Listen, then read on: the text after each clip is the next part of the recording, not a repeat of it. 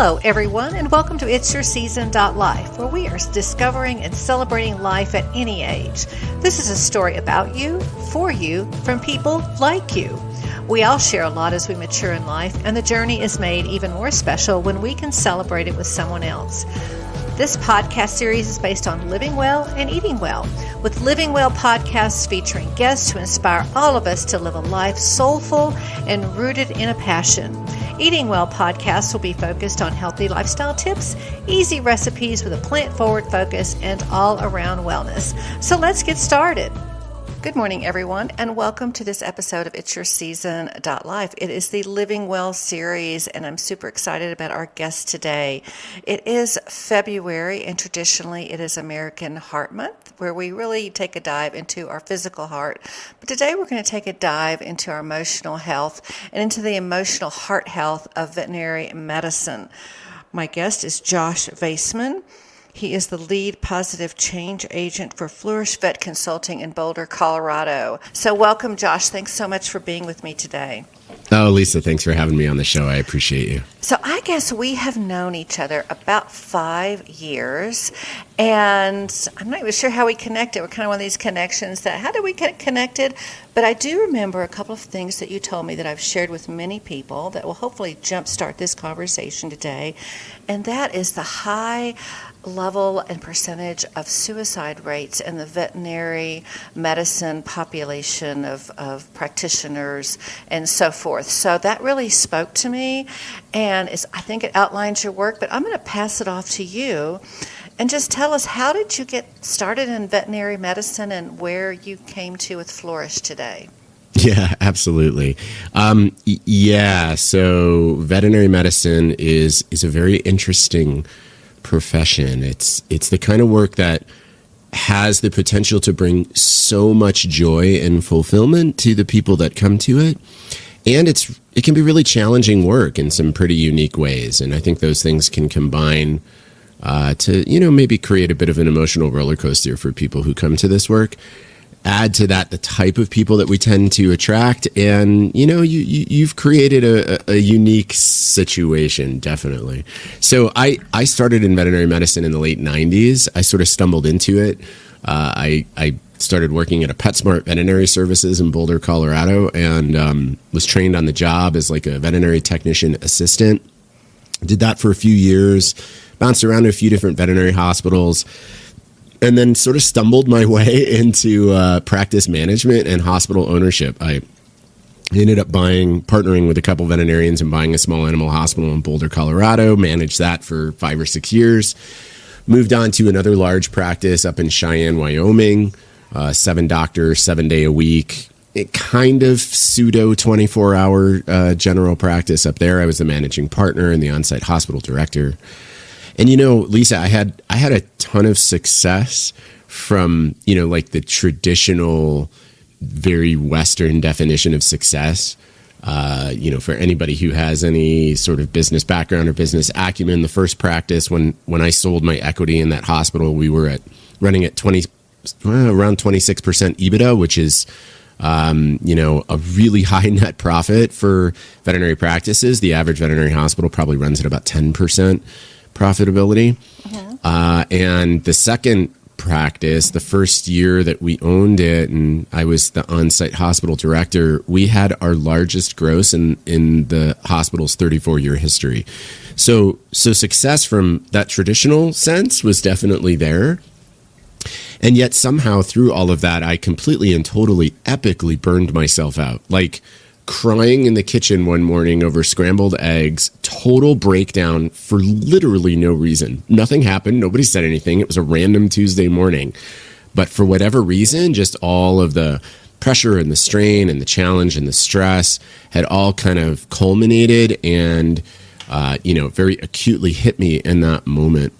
And going through an experience like that, I had a couple of realizations. I'm a pretty generally happy, easygoing, optimistic guy. And to find myself in a place like that, doing really meaningful work and making money doing it, making good money doing it, was pretty shocking. And it made me realize that if it can happen to me, it can really happen to anybody. And it certainly happens way more in the veterinary profession than it ever should. And secondly, we spend so much of our lives doing work, like something to do with our job, right? Whether it's actually on the clock or continuing education or recording a podcast with wonderful people like you, it's still like work-related stuff, right? And sure. Some measures suggest somewhere between 30 and 40% of our adult lives. I mean, I saw a statistic that the average American at the age of retirement will have worked, so this is on the clock worked, 90,000 hours. That's a huge amount of time. Maybe work shouldn't be something that we just survive. Maybe work shouldn't be something that we just get through to get to the good stuff. Maybe work should actually be part of the good stuff. So yeah, that's kind of how I came to start Flourish. Yeah. So what were the foundations in your mission with Flourish?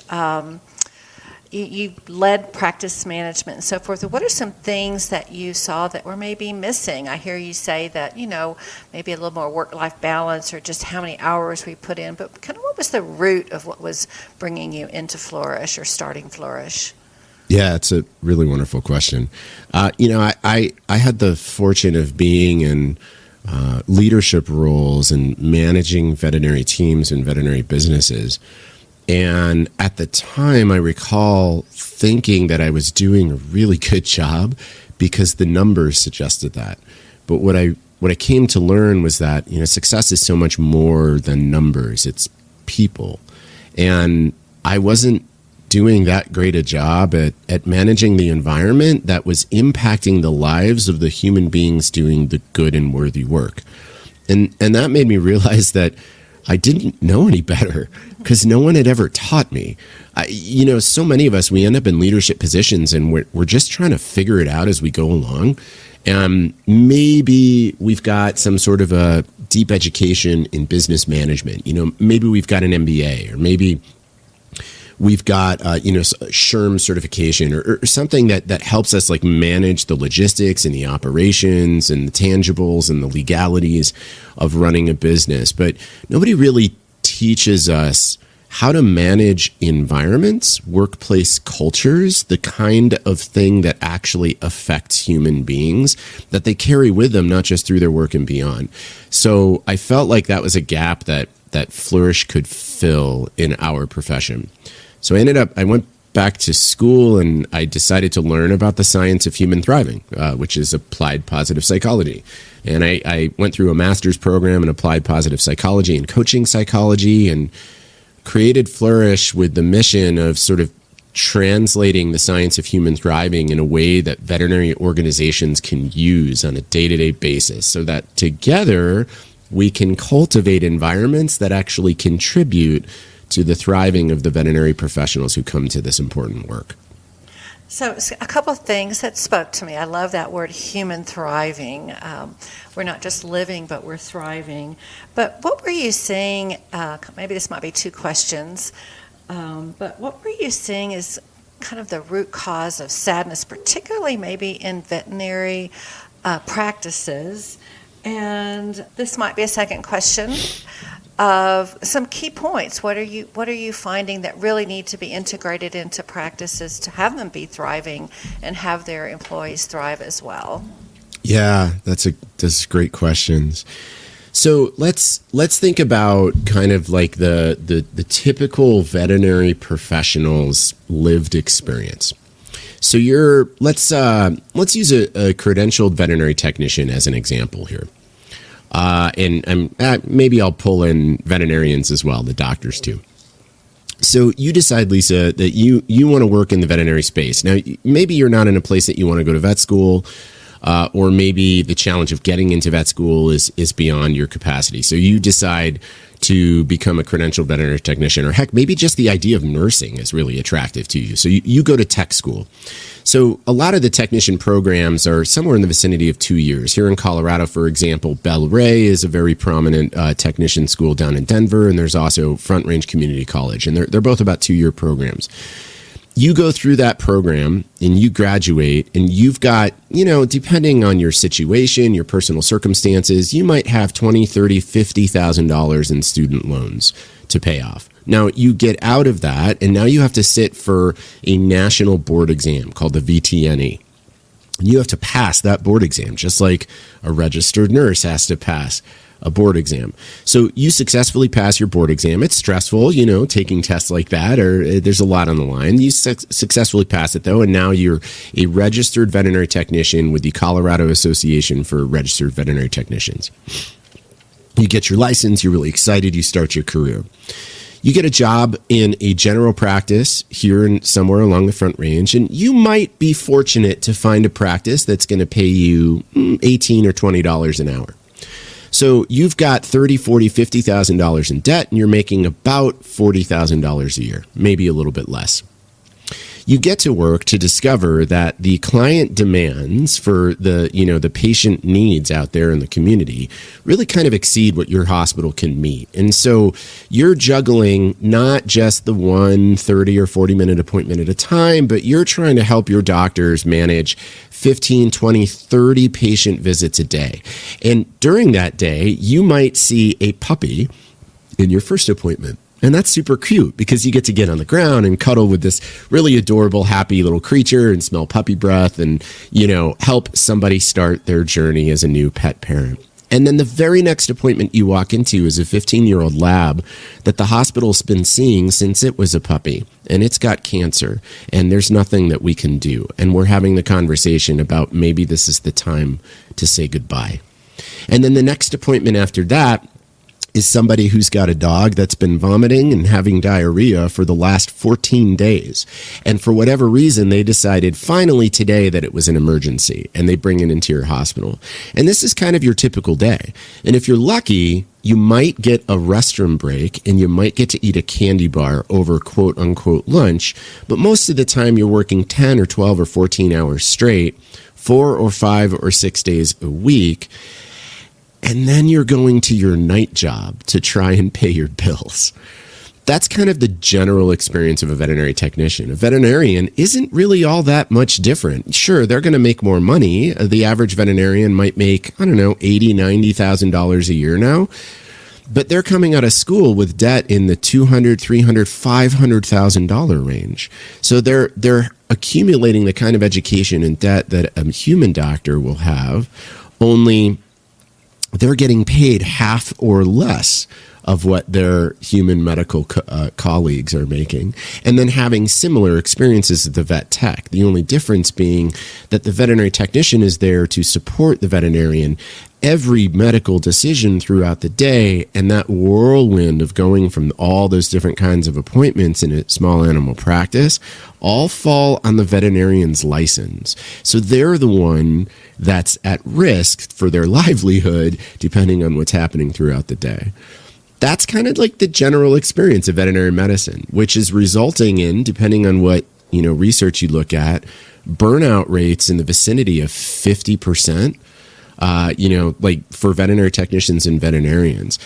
Through our firm, we conducted some research recently, just a few months ago. And one of the questions that we asked the 600 participants, so veterinarians, technicians, client care representatives, kennel techs, practice managers, one of the questions we asked them is, how often do you think of leaving the profession entirely?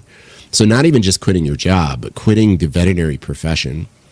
Almost 1/3 of our respondents said that they were considering leaving the profession often or all the time.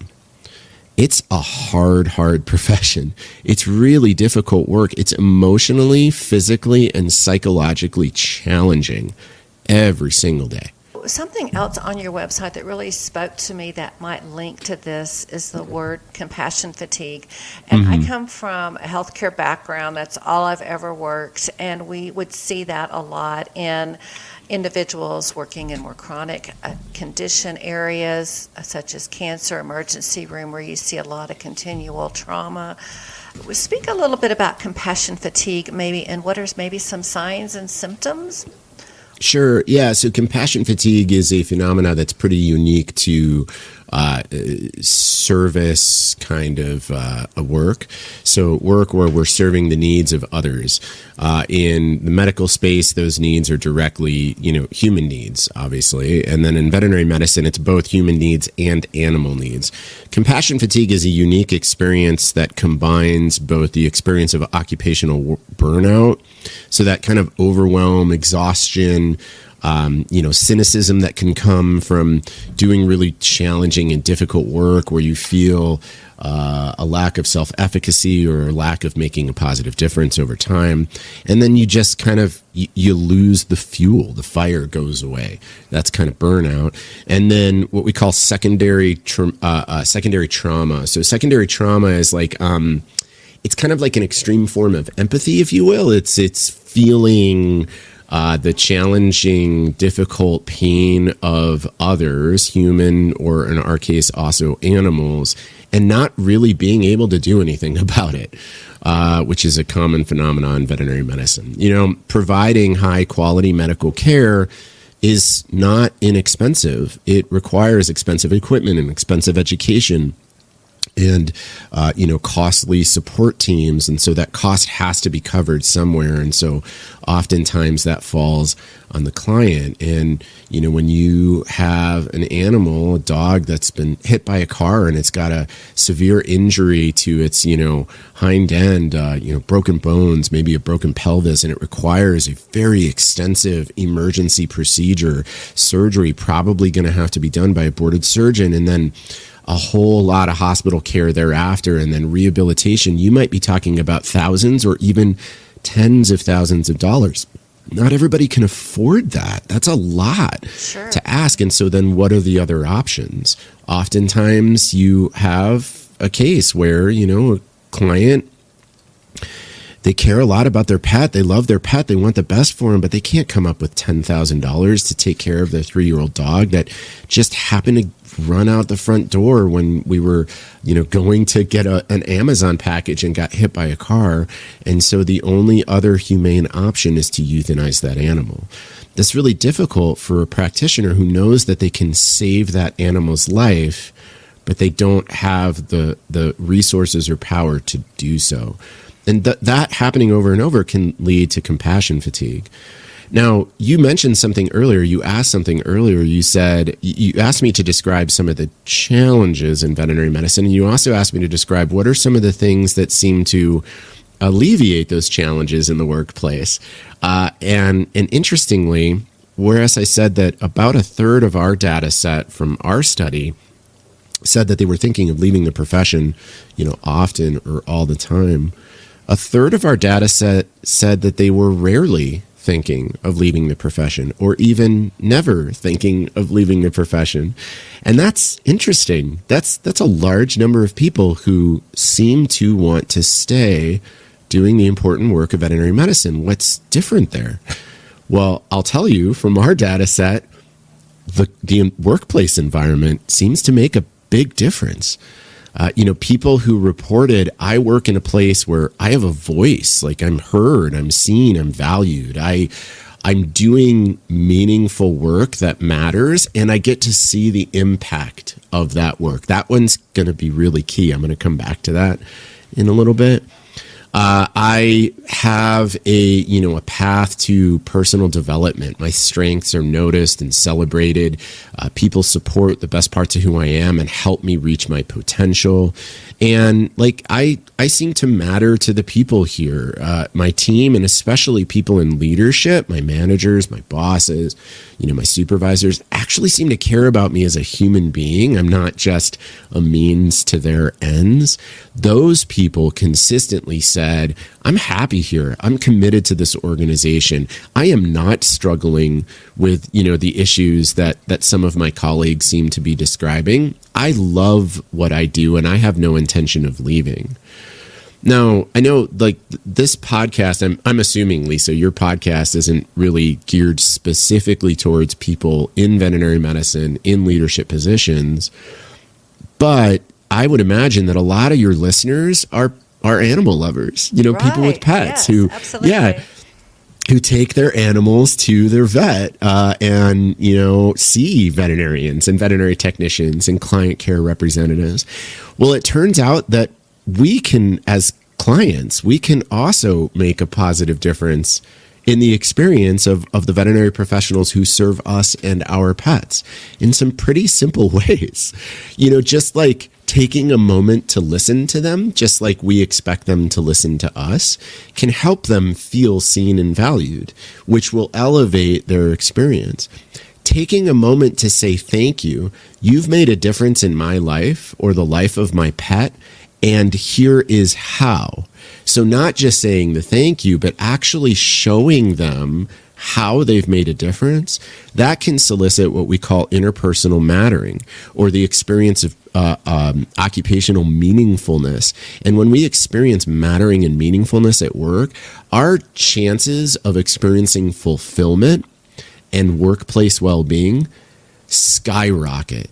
Clients, we can elicit that. We can create those micro moments of mattering and meaningfulness in the people that we see. So certainly our veterinarian, our vet techs, our client care representatives, the people that we see in the vet hospital. But truthfully, we could do that anywhere, anytime. Lisa, thank you so much for inviting me on your podcast. It means the world to me that you want to show your community how important it is to elevate workplace well-being in the veterinary space. That's something that's important to me, and it means a lot that it's important to you too. That's an easy thing that we can do every day for anybody we meet. That's exactly why I wanted to bring you on.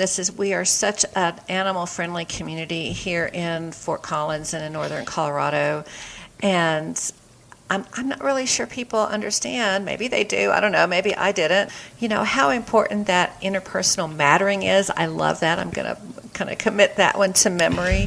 And you just gave us some tools as clients that when we walk into, a veterinary practice, maybe we can do a few things on our part just to, show that we care, show that we're listening.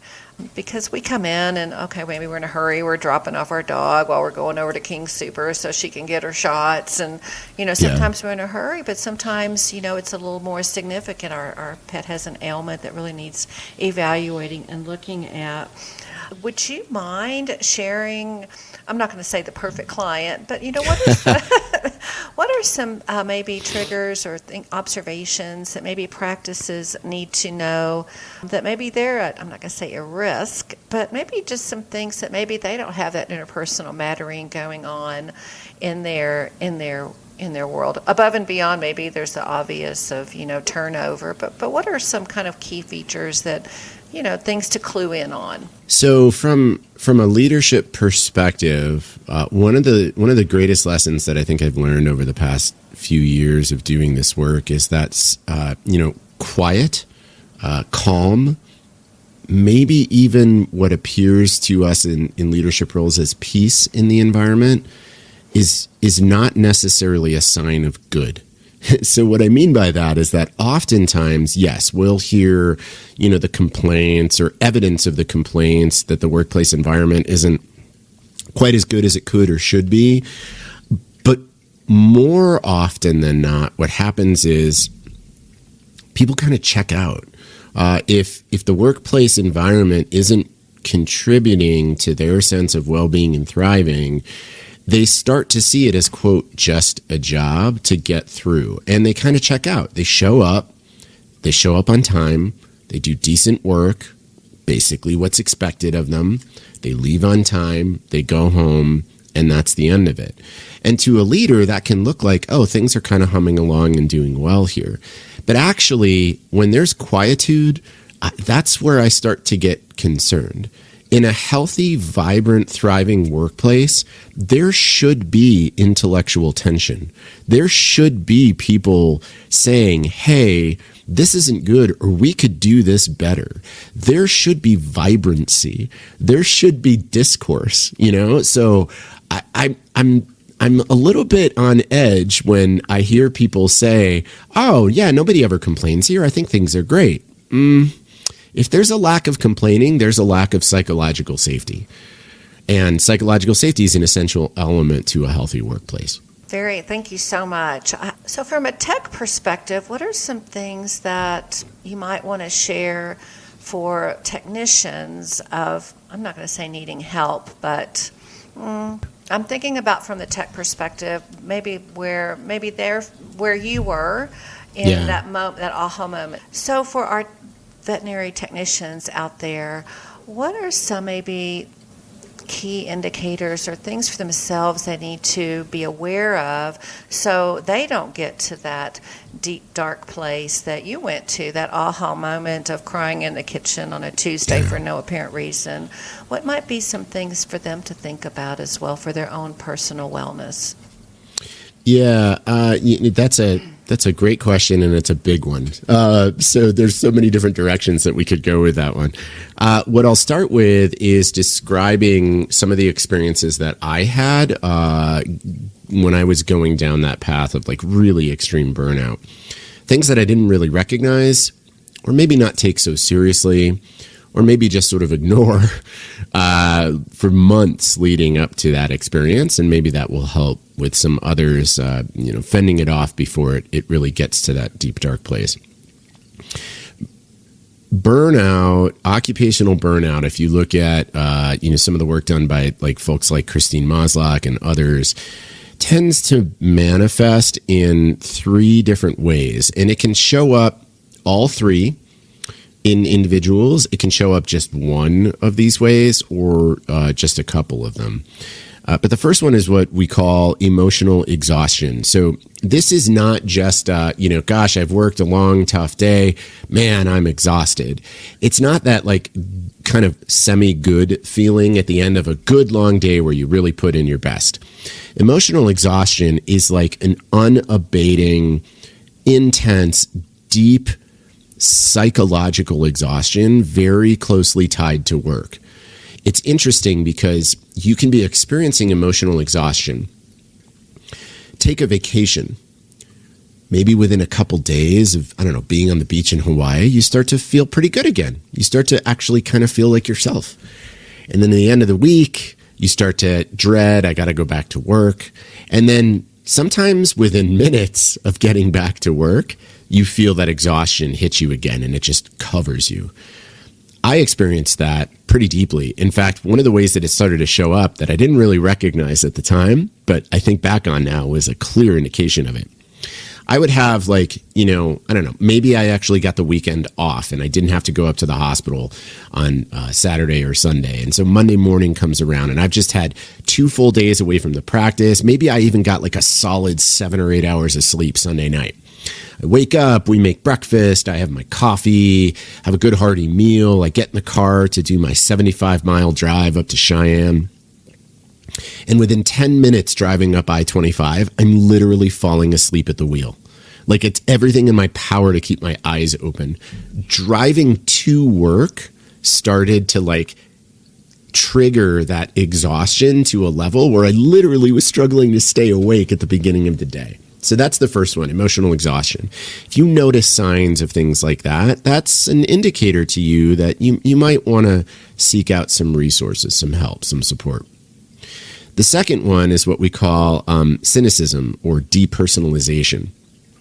Cynicism, depersonalization is like an extreme negativity towards the work. It can sometimes manifest as, anger, lashing out, just like pure negativity. And depersonalization is just like a form of detachment.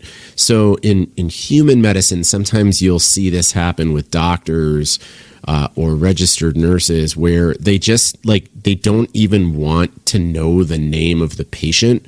They just want, the diagnosis that's, it's the cancer patient in room 1 kind of thing. It's that total detachment. And it's really heartbreaking to see somebody who spent their whole kind of adult life trying to become the person to take care of others, and now they've totally detached from others. For me, that cynicism showed up in the way that I started to treat my team. When I started at that hospital in Cheyenne, I had a true open door policy. I literally had no door on my office so that anybody could come in anytime with any issue. I thought that was actually a good thing. I now realize it wasn't.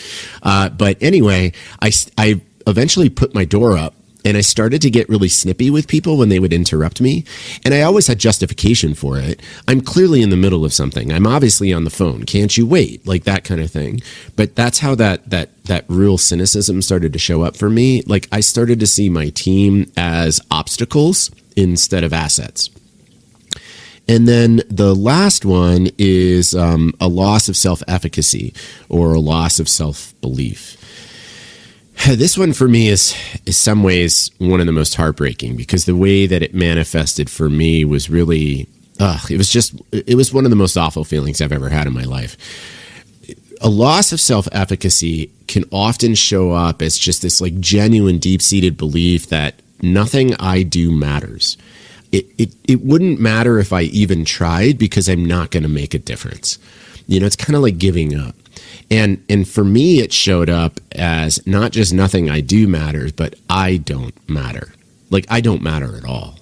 I don't fit in anywhere. I don't belong anywhere. I don't know why I even bother. That was the real darkness that hit me. And so I experienced kind of all three elements of burnout.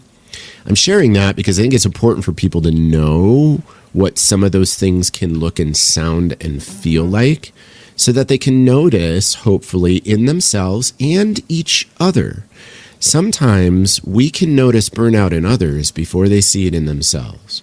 And if we see these kinds of acute behavioral changes that look like, gosh, you know, you used to be such a bright, shiny, positive person, and now you're just angry all the time. That could be a sign of burnout.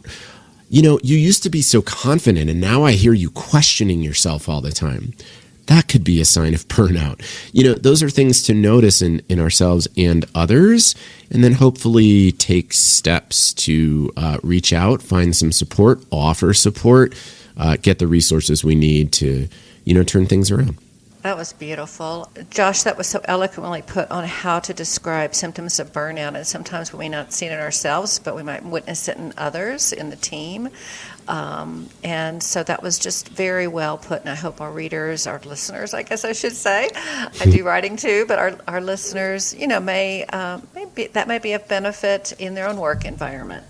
I do have another question, and that is, would you mind sharing a success story briefly on maybe something you worked with in a practice and made a turnaround? What were you seeing, and how did you measure that? Thank you. That's a great question. So we worked with a hospital. Oh gosh, which one do I want to share? Let's go. This one's a couple of years ago, but I think it'll resonate with a lot of folks, especially folks who worked in the veterinary space throughout the pandemic. We had a hospital approach us just before COVID. I remember I was sitting at a veterinary conference in Las Vegas in February of 2020 and writing up a proposal for this practice. And then, of course, you know, the world kind of turned upside down that March. So this practice ended up, as with everybody else, sort of scrambling to figure things out. And so we didn't get to start working with them until much later in 2020. And by that point in time, they were overwhelmed. The veterinary profession got hammered the first year of the pandemic. You know, we had all of these people at home with their pets, seeing all the behaviors and things that they hadn't really seen before, and realizing, oh gosh, well, now I've got this work from home time, I may as well get, you know, my vaccines caught up and that kind of stuff. The combination of those things resulted in a huge uptick in visits to veterinary practices. This, of course, wow. Yeah. Massive increase in client demand during that first year and a half or so of COVID. This coincided, of course, with a time when most veterinary practices went to curbside care because people couldn't come into the hospital. So you've got curbside care, which is unbelievably inefficient, combined with a huge increase in client demand in an industry that had ever increasing turnover. It was hard. So we started working with this practice. We did an assessment of the culture to see how the team, you know, was doing, how they were experiencing things. And we discovered that a lot of the team was really struggling. A good percentage of the team said that they were just kind of getting by or really struggling. one of the things that emerged from our work with them was that they just really kind of felt disconnected. They felt really disconnected from each other. It was a large practice. They had grown very quickly over the prior years, and people just, felt very unattached, and they missed the relationships that they had. So we helped them create a check-in program that was sort of not exactly leadership run. It was really peer-to-peer check-ins. We trained 34 people on the team how to conduct these 5 to 10 minute check-ins. We divided the hospital team by so that each person, checker inner, if you will, had a roughly 5 people to check in with. We helped them build a schedule so that each month every person in the practice got at least one check-in with their person, and implemented that program. About 8 months later, we reassessed the hospital culture. We asked people some of the same questions, including, basically, how are you doing? And we saw the percentage of people who said that they were struggling decrease from 12% of the practice to less than 4%. We saw the percentage of people who said that they were doing well despite the struggles and challenges that they had increase by over 20%. So that for me is a success story. And I think it's essential to understand that the primary element to that wasn't some massive program. It wasn't give everybody a bonus for their hard work. Not that you shouldn't. We should absolutely compensate people as fair as we possibly can. We should pay people in a way that makes finance not an issue anymore. And it is a human environment. Every workplace, any way you cut it, every business venture is first and foremost a human endeavor. And if we can find ways to connect with people well, they will do well. And when they do well, guess what? The business will do well. And so will the community that the business serves. So I think it really starts with connection. Oh, gosh, that was wonderful. Thank you so much. The whole idea of connection and interpersonal mattering, just makes me want to go out. I love my veterinarian and do something special for their team. I'm sitting here thinking, have I ever done anything just extraordinarily out of the ordinary just to let them know I care about them? I hope I even said thank you when I walked out the door and looked them in the eye, past our masks. I don't know. Yeah. It really makes me think, and I'm hoping this podcast will help our listeners, think a little bit differently about their engaging with their own veterinarian practice team, and me too. And above all, have some empathy for what they go through on a daily basis. Sometimes I just don't think we think about that of course, what their day. You outlined that so well on what an average veterinary day might look like. Be above and beyond, let me take my happy dog in and let's get our shots and our toe clipping. But there is a lot of sadness that happens throughout the day, and I think you've done a very good job today. Thank you so much for sharing this very important work that you're doing with these teams. Is there any final words that you would like to share before we close out this podcast? I'm just so grateful for you giving airtime to these important issues, and I very much appreciate what you said about even just looking them in the eyes and saying thank you means a lot, and the fact that you're thinking about that, and hopefully some of your listeners will start thinking about that too. It just means the world to me. So thank you. I appreciate you taking the time to do this. Oh, you're very welcome. I'm just so glad we stayed connected over these 5 years. Me too. And how might listeners learn more about what you do? Sure. You can find us on our website, which is flourish.vet, flourish.vet.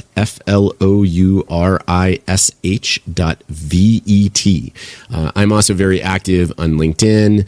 I talk and write a lot about the science of human thriving in the workplace and positive leadership practices and those kinds of things. I even have a book coming out, believe it or not. The American Animal Hospital Association is publishing a book that I've spent the last 2+ years writing called Lead to Thrive, the science of crafting a positive veterinary workplace. But it's human thriving, so it really applies to every workplace. So I'd encourage folks to look that up too. Thanks for sharing that. That's exciting. So yeah, just let us know when it's finalized. I'll be sure and try to add that in at some later date. Well, Thanks, thank Lisa. you so much, Josh, for joining me today. I really appreciate it, and I look forward to Flourish, continuing to flourish. Thank you. I appreciate you too. Be well. Be well. So that's a wrap for today. We've so enjoyed you being with us. I hope you learned something new, got some inspiration, and you are ready to move forward with your own new season. Remember, we are living life at any age. Take some time to visit the other social media sites. Give us some feedback. Shoot me an email on Facebook. And remember, until then, stay safe and keep on living. Cheers.